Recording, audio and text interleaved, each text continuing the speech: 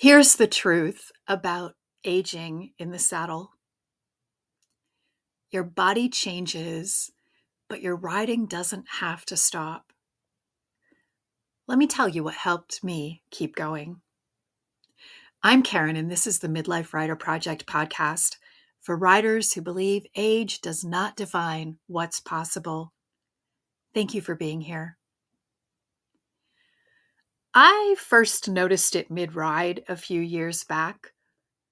The way I was sitting on my horse wasn't the way I used to sit, and it wasn't because I decided to change anything. It was because my hips just don't move the way they used to. One of the many small moments where we midlife riders notice things are not quite the way they used to be. Those body changes reminded me of something I hadn't thought about in years. The exercises we did in lessons when I was younger. Around the world, riding without stirrups, jumping without reins. Nobody fully explained it to me at the time as anything more than something you had to get through. But it was all building the same thing. Balance, feel, and muscle memory that sticks with you for decades. I'm not out there doing around the world at the walk anymore, but my body still knows it. That's the part that stays. But here's what I discovered in my 50s. There was a better way. Centered riding is doing something similar, just later in life and chosen a little more deliberately. It's building the same kind of feel through repetition, aligning your body and using it in a way that works with the horse instead of against him.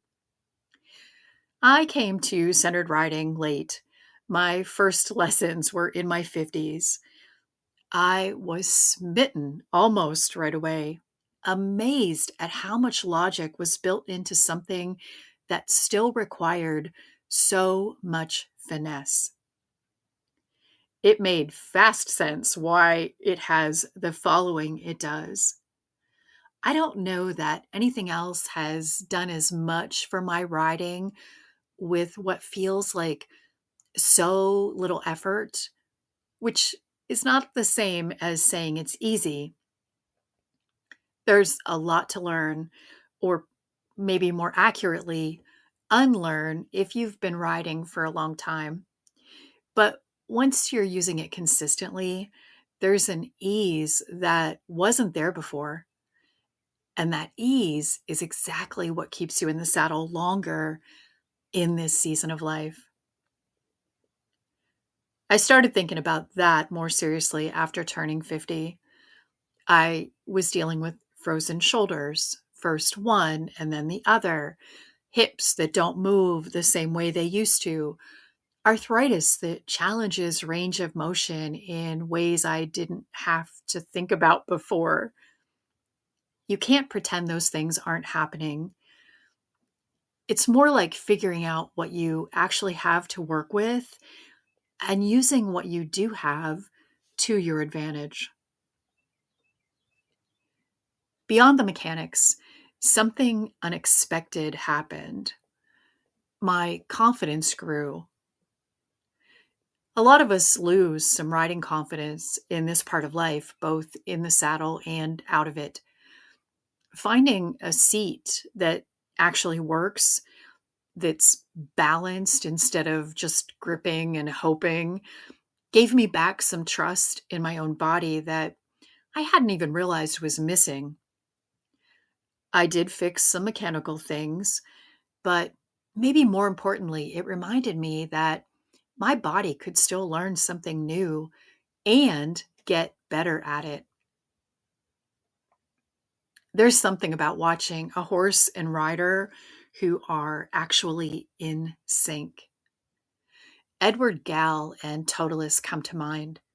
That pairing where the horse and rider are so in tune that you can't tell anymore who's asking the questions and who's answering them. That's what you're aiming for. And here's what I like about centered riding: it isn't tied to just one discipline. It doesn't matter if you're trail riding, chasing cows, or riding dressage, the same principles apply.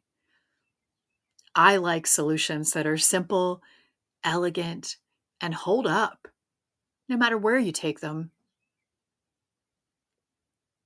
Now, if you want to look into it further, I encourage you to pick up the book Centered Riding by Sally Swift.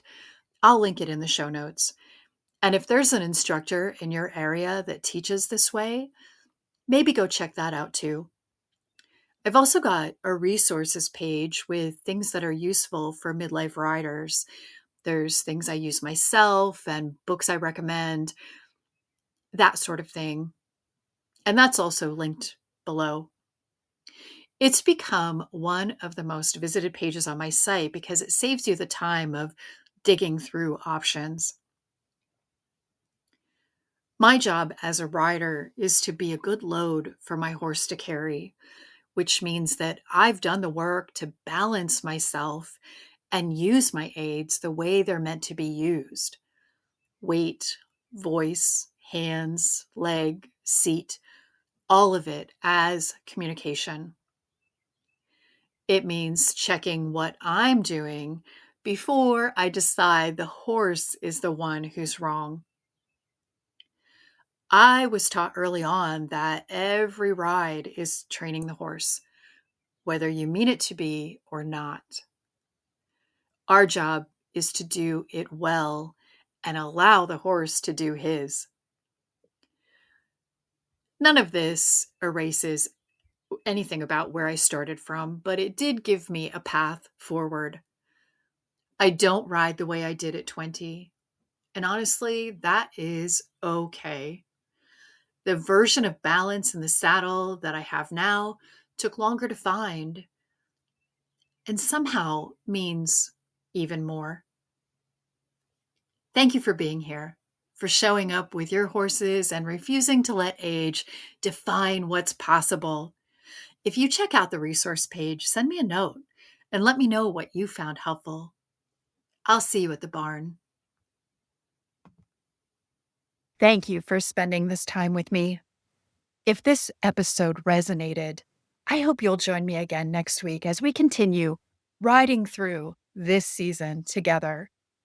Until then, take good care of yourself and your horse.